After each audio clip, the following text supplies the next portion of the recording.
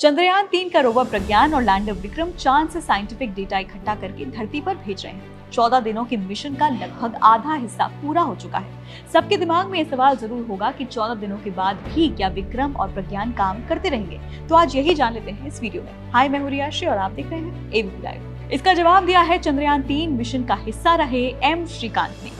उन्होंने इस बात की संभावना जताई है कि 14 दिनों की रातों के बाद जब चांद पर फिर से सूरज निकलेगा तो चंद्रयान 3 दोबारा काम कर सकता है। रिपोर्ट्स के मुताबिक चांद पर 23 अगस्त को सूरज निकला था और 14 दिनों तक वहां सूरज की रोशनी रहेगी। तब तक प्रज्ञान और विक्रम भी काम करते रहेंगे, लेकिन जैसे ही सूरज ढलेगा और रात की शुरुआत होगी तो ये दोनों इनएक्टिव हो जाएंगे। हालांकि 14 दिनों की रातों के बाद जब फिर से सूरज निकलेगा तो हो सकता है कि प्रज्ञान और विक्रम दोबारा काम में जुट जाएं। क्या सच में 14 दिन बाद भी काम करता रहेगा चंद्रयान 3?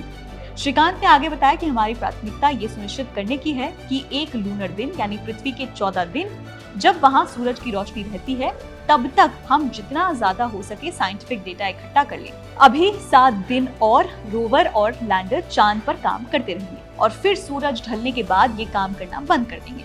हमें विश्वास है कि जब रात खत्म होगी और सूरज की रोशनी पड़ेगी तो ये दोनों फिर से एक्टिव हो जाएंगे और अगर ऐसा होता है तो ये हमारे लिए अच्छा ही होगा क्योंकि हम और डेटा इकट्ठा कर सकेंगे। अगर ऐसा नहीं भी होता है तो भी हमारा मिशन पूरा हो जाएगा।